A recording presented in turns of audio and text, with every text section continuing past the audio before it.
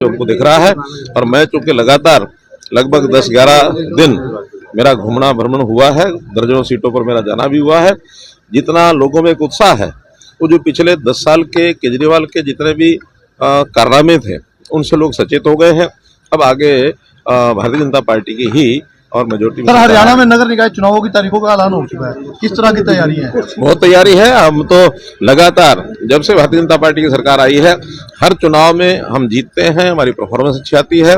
चाहे वो 3 बार के विधानसभा के चुनाव हुए, चाहे हमारे पार्लियामेंट के चुनाव भी हुए हैं, उसमें भी हमारी हमेशा मेजोरिटी रही है। एक बार तो पूरी की पूरी सीटें भी आई है।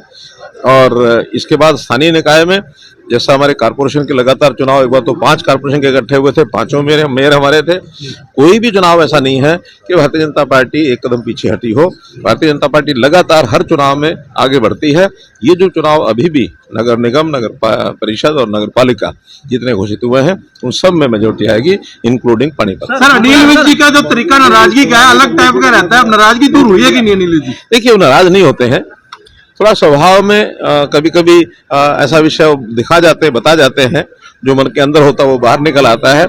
और जो व्यक्ति थोड़ा अपनी चीज को थोड़ा कंट्रोल रख लेता है, वो भले कोई बात मन में हो तभी बाहर नहीं आती है, तो उसके कोई अंतर नहीं पड़ता। लेकिन फिर भी वो हमारे ऐसे सज्जन हैं जो बात कह देते हैं, वो कह करके भूल जाते हैं, और कोई नाराजगी का विषय कभी होता नहीं है। आप सर हरियाणा के 10वें मुख्यमंत्री बने, आप सर 2 बार मुख्यमंत्री शपथ लिया आपने, और अब सर आप केंद्र सरकार में बैठे जहाँ मोदी जी बैठे हैं, तो सर क्या दिखता है विकसित भारत को लेकर? आप किस तरह देखते हैं मोदी जी की कार्यप्रणाली को लेकर? क्या सर? देखिए, मोदी जी को मैं जब से जानता हूँ, मुख्यमंत्री जब राजस्थान के बने थे उस समय से लेकर के उनकी जो कार्यप्रणाली है, बड़ा सोचते हैं। और जब बड़ा सोचते हैं, कभी कभी तो शायद सामान्य व्यक्ति को ये लगता होगा कि इतना बड़ा सोचा ये कैसे कंप्लीट होगा, लेकिन वो व्यक्ति तो ऐसा है कि जो सोचते हैं उसको करके दिखाते हैं। उन्होंने आज भी देश 100 साल की आज़ादी के बाद 2047 में विकसित देशों की श्रेणी में आकर खड़ा हो, ये उन्होंने सोचा है, बहुत ठीक सोचा है। कभी तो उनकी सोच थी, अकेले उनकी सोच रही होगी, उसके बाद फिर वो बाकी नेताओं के मन में भी बात गई, अधिकारियों के मन में गई, फिर सरकारी तंत्र के मन में गई, और आज जनता के मन में भी है। जैसा सारे देश में यात्राएं निकली थी, विकसित भारत यात्रा, उस विकसित भारत यात्रा के माध्यम से देश की 130 करोड़ जनता को, 140 करोड़ जनता को ये पता लग गया है कि विकसित भारत क्या है।